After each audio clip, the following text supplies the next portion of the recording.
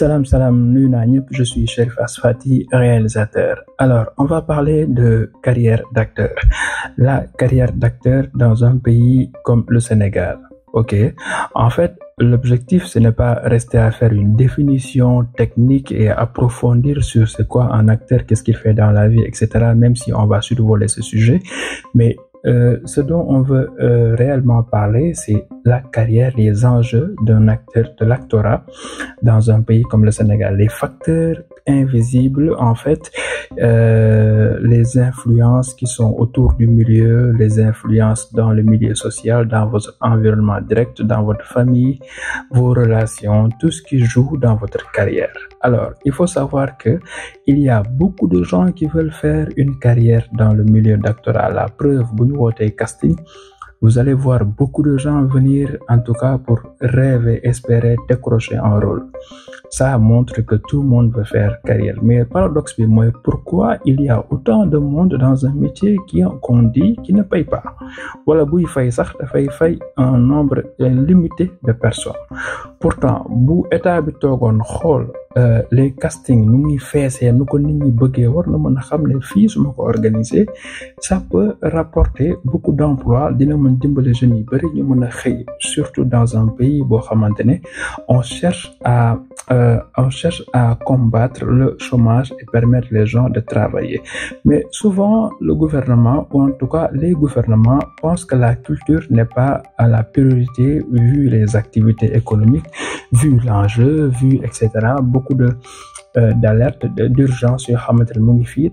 Alors toujours dañuy jàpp ne culture n'est pas leur priorité. Et souvent beaucoup seetloo, je vais ouvrir une petite parenthèse, moi c'est mon point de vue personnel, souvent beaucoup seetloo da ngay xool ministère de la culture yu ci bëri kuñ koy jox c'est pas quelqu'un qu'on reconnaît directement venant de la culture, wala un véritable combattant de la culture. Le seul kenn ku def exception, juste je peux dire c'était en 2012 si je me trompe pas, avec Youssou Ndour qu'on avait nommé ministre de la culture. Mais Youssou Ndour en tant que ministre de la culture, est-ce qu'on se rappelle des actes révolutionnaires, disons des actes qu'il a posés sur le domaine de la culture yoo xamante ne changé na carrément xar kanamu culture comme nuñ ko bëggee woon.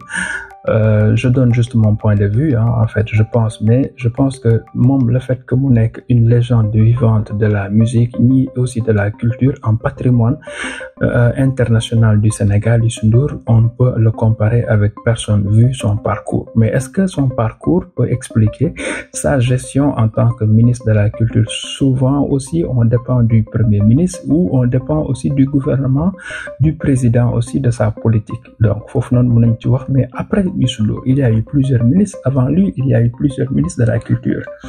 Mais ba léegi, il se pose un problème de savoir la position de la culture dans le pays de manière générale. Donc, pour revenir à l'actorat, je disais que tantôt, si on voit autant de gens courir pour faire une carrière d'acteur, on sait que le nombre, en tout cas, boo koy compter, boo xoolee la foule, tu te dis que c'est un secteur qui est très bien convoité. Mais est-ce que le secteur peut nourrir les jeunes? Est-ce que du donne benn fausse illusion, ou bien est-ce que du nekk benn retardement pour la jeunesse, quoi? Loolu tamit c'est des questions qu'on se pose. Mais nous, étant dans le cinéma, nous savons que nous sommes dans le meilleur métier du monde. Et si c'est un secteur qui est très bien organisé et bien travaillé, beaucoup de gens peuvent y vivre dignement. Foofu nag mooy coow li. Alors, pour parler de carrière d'acteur, il faut qu'on distingue ceux qui viennent dans notre famille, dans le cinéma, en tout cas pour faire une carrière, et ceux qui sont ici pour un objectif tout à fait particulier. Parce que mën na am quoi, te loolu duñ fi nekk du juger. Ici, on veut s'intéresser à ceux seulement qui ont envie de faire une carrière. Carrière nag, ce n'est pas facile. Carrière, ku koy wax day wax longévité. On parle de plusieurs années. On parle de plusieurs expériences, plusieurs épreuves et défis. Moo tax ñuy wax carrière d'acteur, quoi. Par exemple, nous qui sommes souvent branchés dans les films américains, on voit un acteur comme Denzel Washington, jusqu'à son âge aujourd'hui, il continue de tourner des films. Il a une carrière exemplaire, en fait. Mais kooku doo ko comparer ak des pays comme le Sénégal. On revient sur le Sénégal. Alors, pour faire une carrière, il y a deux choses. Tout d'abord, il faut le contact. Il faut entrer l'inauguration, il faut tout d'abord la prise de contact, le projet qui te lance. Tot ful moom la gars yi di wax. Rappeurs yi souvent quand ils parlent de faire un album dañuy xool fu ñuy fële bi mooy tu es connu, tu entres avec un projet qui te fait connaître. Loolu c'est le premier défi, mais ce n'est pas le plus difficile parce que le plus difficile c'est maintien nag mooy coow li maintien nag duñ ko bàyyi xel lu ci bëri parce que maintien dafa nekk benn philosophie bu nekk dans tous les secteurs muy sport muy musique muy cinéma ñu ñëpp ci yam tey dañuy xool Sadio Mané pourquoi ñuy coow ci moom c'est pas parce que un premier match bu mu def mu toj non c'est parce que dans plusieurs années on voit comment il évolue et comment il reste au top ci kaw. El Hadji Diouf de même boo ñëw ci côté musique bi da nga naan pourquoi tu as beaucoup de respect pour quelqu'un comme Dip da nga koy xool depuis ces 10 dernières années comment il est resté au top loolu la ñuy woowe maintien nag c'est très important. Donc carrière pour def ko il y a beaucoup d'enjeux mais il faut faire très attention parce que ñu bëri dañuy jàpp ni c'est le savoir-faire certes moom mooy première clé mooy compétence mais il y a pas que les compétences, il y a aussi le management autour, les décisions. Chaque décision est très importante dans une carrière.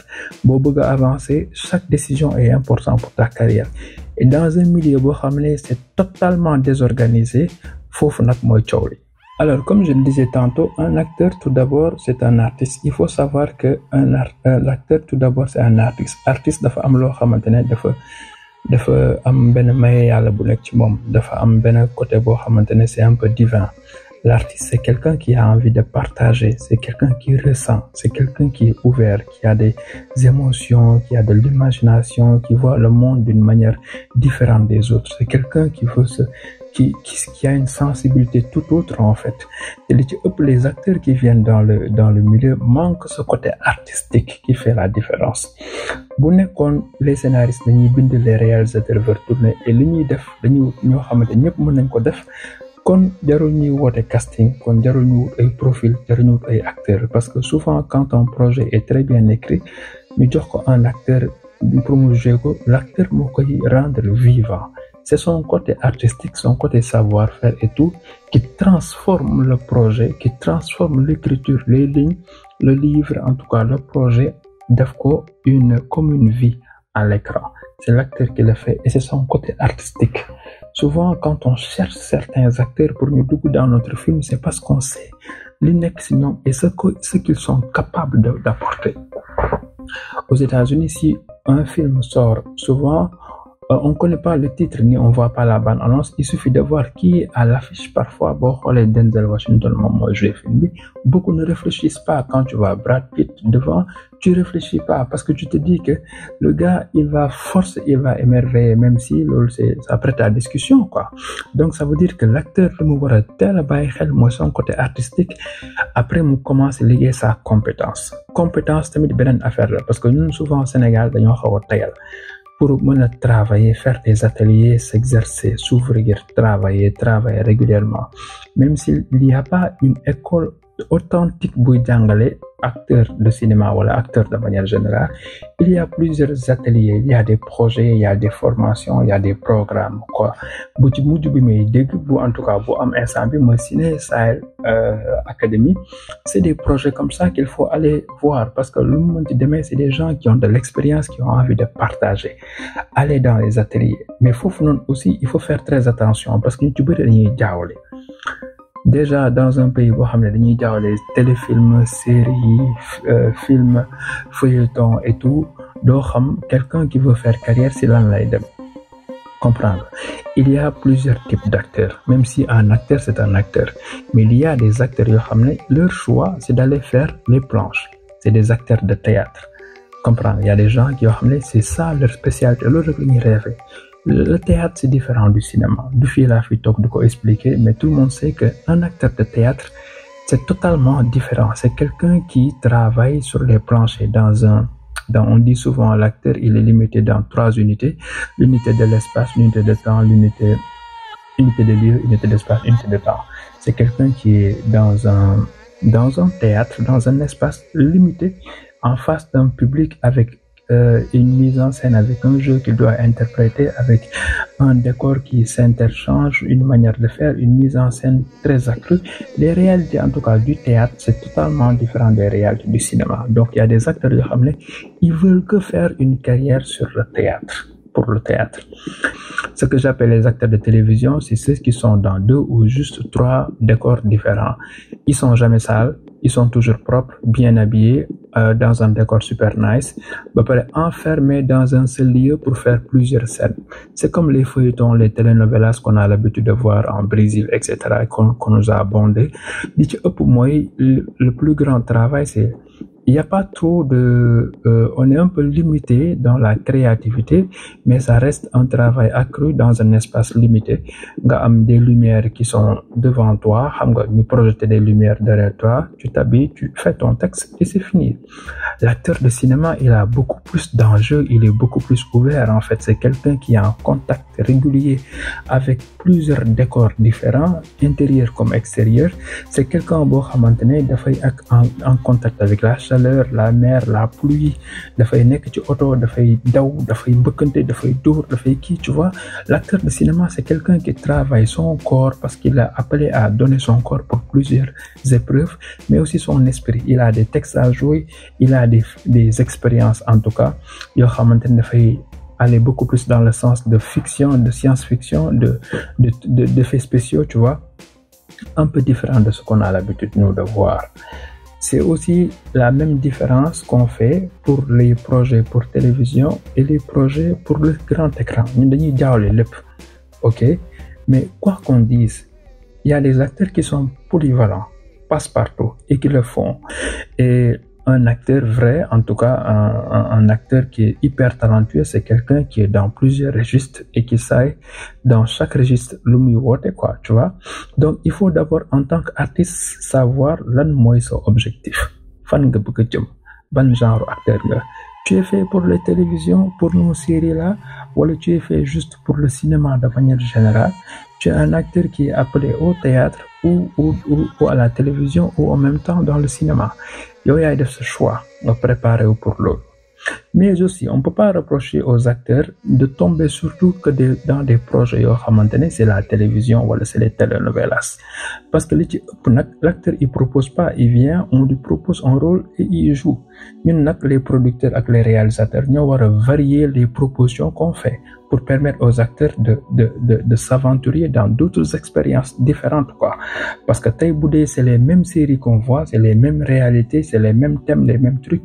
C'est pas très intéressant, en fait, pour un acteur. Motax ñu bari dañuy ñaan bëgg nekk dans plusieurs profils différents si on leur permet cela. OK? Donc dafay fekk ñu fekk fi ay projets yu bari. Bon, mais pour revenir à l'essentiel, sachant qu'un acteur c'est un artiste, il vient faire une carrière. Nous sommes dans un projet.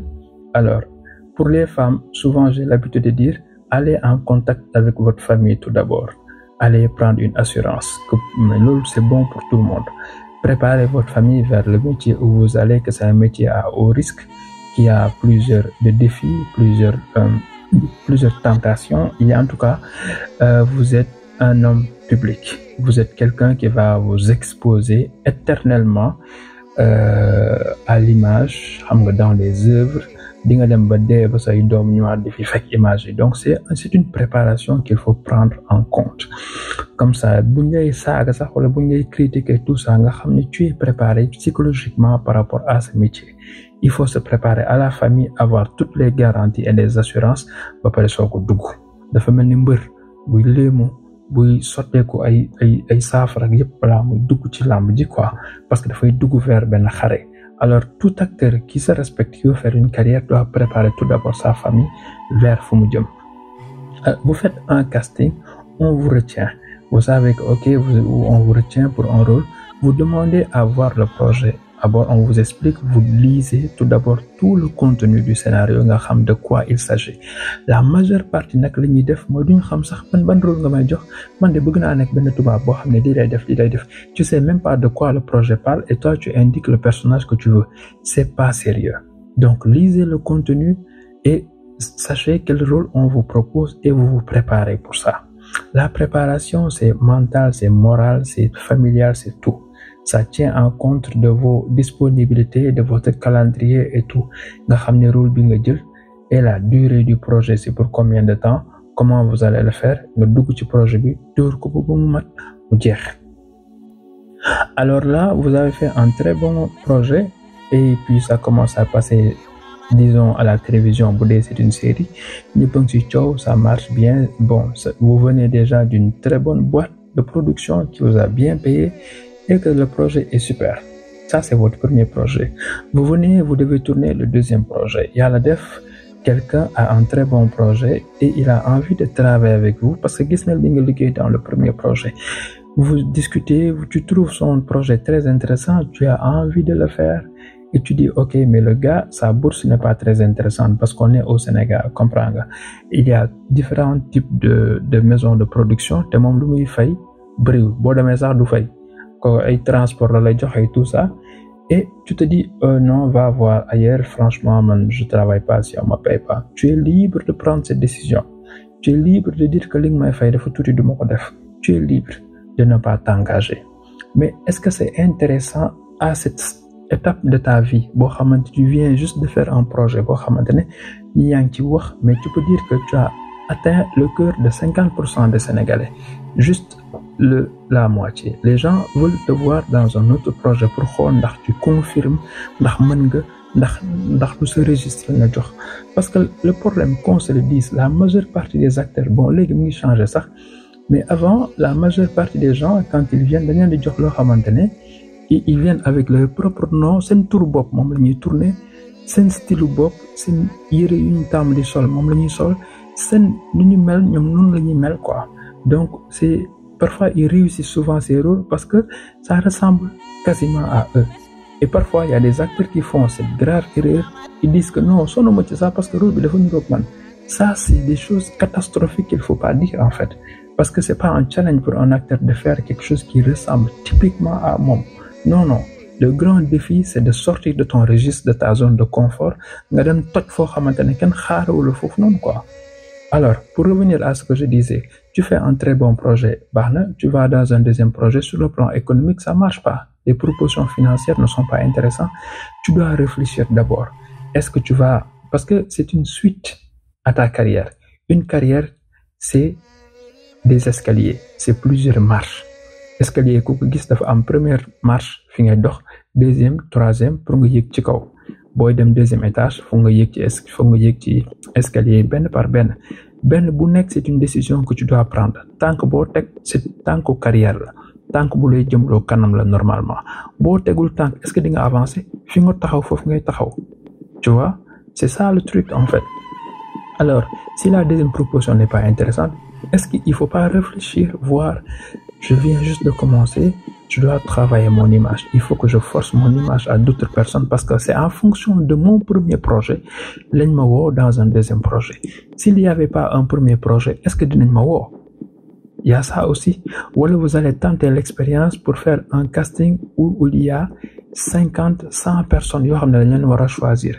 Même dans les 100 personnes, bu dé yow tu es un très bon acteur, wolu nga sa bop, mais est-ce qu'il y a pas un meilleur profil que ton profil? Parce que quand on vient dans un casting pour choisir déjà, on choisit certes les bons acteurs, mais surtout les bons profils.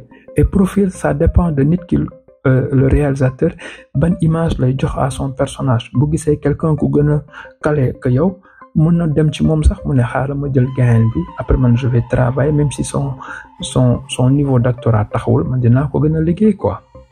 Alors, je reviens vers ce que je disais, moi, le deuxième projet c'est très important, il faut savoir dans vos premiers choix, c'est très important. Vous allez soit travailler l'image, la présence, la capacité.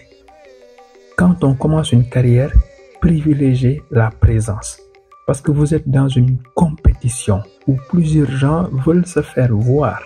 Donc, maintien de femmes solo, faut que nous les guissions. C'est très important. Premier projet, deuxième, troisième, quatrième, maintien de femmes solo. Donc, travaillez beaucoup plus sur l'image. Je ne dis pas que c'est la seule solution, mais c'est une très grande réponse à quelqu'un qui commence. C'est très important. Alors, il y a ton deuxième projet, un très bon salaire aussi. Troisième, même chose, quatrième, après, on a quoi. Mais de manière particulière, quoi. Donc, voilà.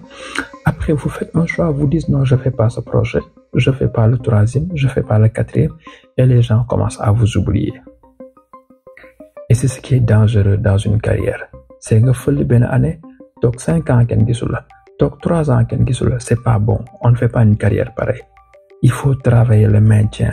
Et le maintien, c'est la visibilité. Le maintien aussi, c'est de faire plusieurs projets de différents profils.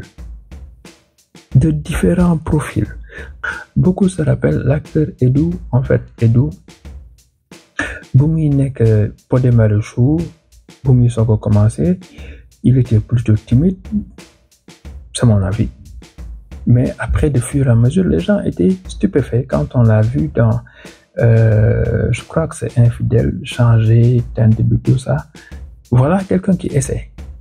Et dans d'autres projets, et de fur et à mesure, le gars, il a plusieurs projets, mais dans tous ces projets, il a plusieurs rôles qui sont différents. Et j'ai l'impression que c'est lui qui se donne cette envie de vouloir être dans plusieurs profils différents. C'est ça une carrière en fait. Je l'ai vu dans Graines de pouvoir, totalement transformé. Vous pouvez être d'accord sur son jeu ou pas, et moi je trouve que c'est un excellent acteur. On a eu à travailler dans un projet qui n'est pas sorti dans une autre boîte de production. J'ai travaillé avec lui en tant que... C'était dans un pilote pour une série policière. Il était inspecteur de police. Moom laa doon réalisé, mais j'étais surpris. Volume de travail, man ku ma xam volume de travail. On travaille jusqu'à 5 heures du matin, 6 heures ba ñu nodd fajar. Le gars, il maintient. Et il était là, xam nga, fatigué, mais il était là, toujours présent. Chaque prise, le gars était toujours baissable.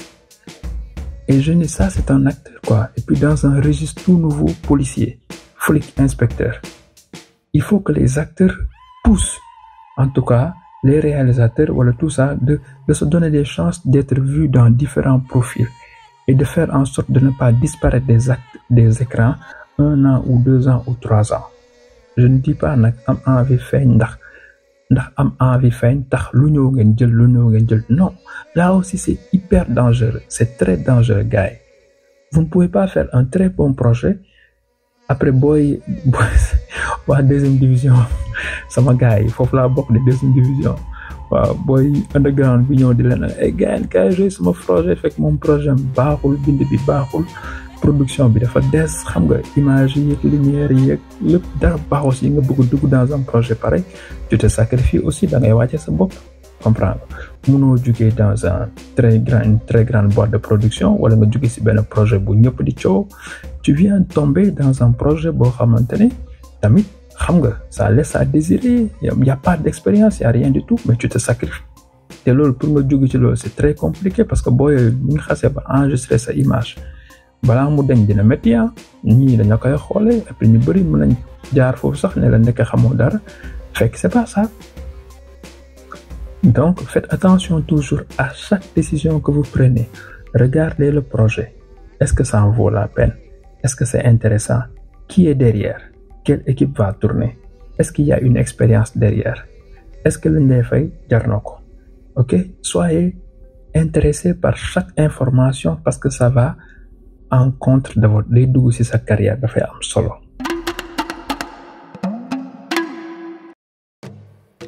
Il faut aussi tenir compte que le mercato il devient de plus en plus ouvert.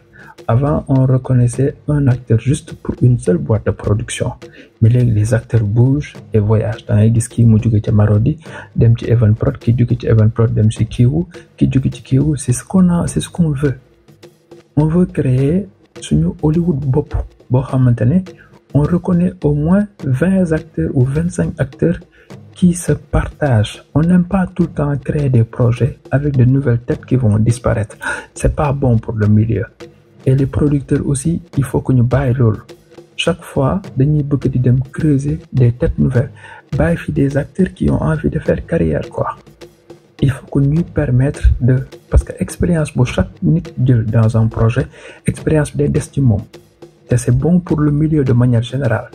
Il faut que nous créer des champions, des acteurs champions yoo xamante ne jóge nga ci projet bi toj nga ko xaar ma dem ci beneen projet dafay tax ñun suñu niveau bi concurrence bi di neex quoi mais du ma liggéey ak benn acteur principal mu am expérience bu mag comprendre bëgg a continuer sa carrière ñu ne non comme fii la jógee dootuma ko wala ma siis ko ma bàyyi ko foofu noonu son expérience milieu bi du ko njëriñoo et c'est pas bon donc il faut pousser les producteurs à travailler sur des acteurs qui sont déjà là il faut donner la chance aux autres certes mais ku xas ba fël dimbale na ko muy maintien parce que maintien bi dafa baax pour milieu bi de manière générale ñuy joxante ay acteurs ndax ñoom ñuy xool ñuy liggéey ci différents profils c'est très important affaire boobu noonu quoi le cinéma sénégalais moo ci gagné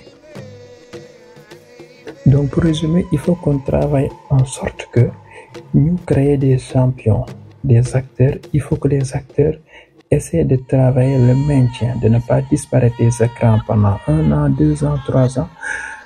Mais aussi, il faut pas prendre n'importe quel type de projet, mon projet, mon carrière, mais aussi, il faut pas sacrifier des projets où l'argent n'est pas toujours là. On est dans un milieu où c'est rare de voir des producteurs.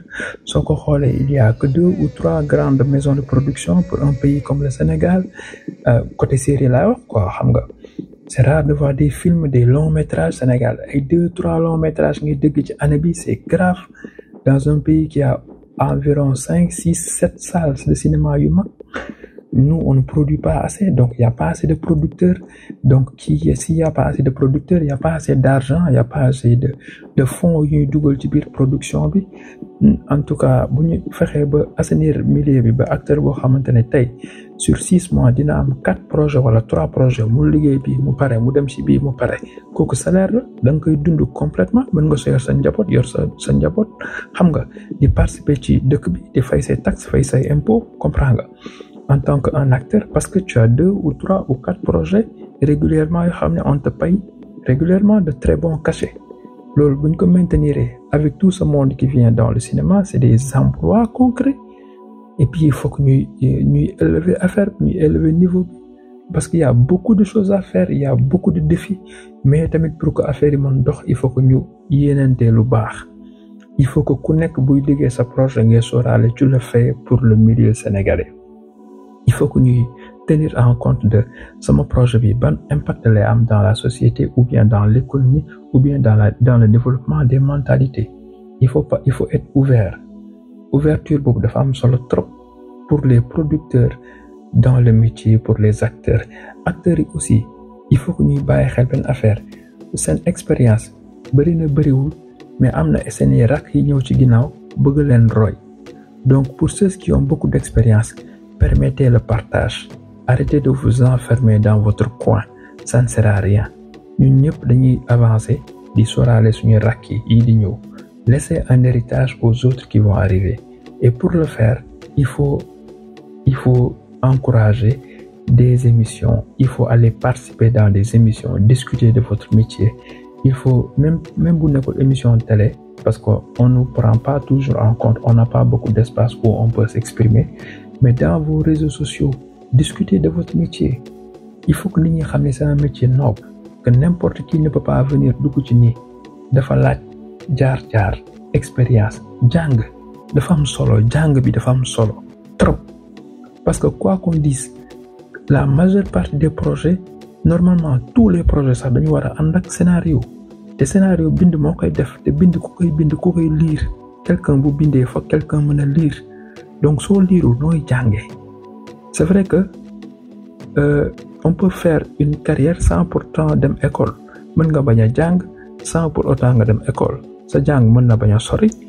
mën nga te nga nekk un excellent acteur on en voit toujours mais c'est pas une solution il faut encourager booy di jàng il faut élever le niveau faut pas que booy bu raté bu nekk dans booy boo xam ne jàngul raté de l'école bëgg foog ni xaaral ma ñëw nekk benn mannequin wala benn acteur c'est pas ça en fait l'actorat c'est xam-xam la c'est un milieu d'intellectuels tu dois lire interpréter comprendre les phrases le sens des phrases la tournure les choses qu'on cache dans les phrases qu'on dit les sous-entendus les répliques les silences lépp da nga ko war a xam à travers un scénario di def un travail de texte mais pour loolu foog nga yàgg nekk dans les bancs mooy ngay xam école li ñu lay jàngal traduction de texte résumé dissertation ngay mën a xam carrément xam-xam littérature lépp da nga ko war a maîtriser foofu le niveau bi war a dem dans quelques années moo tax il faut que ñuy encourager gars yi di des ci école di jàng booy ba bëgg def carrière ne ko jàngal encore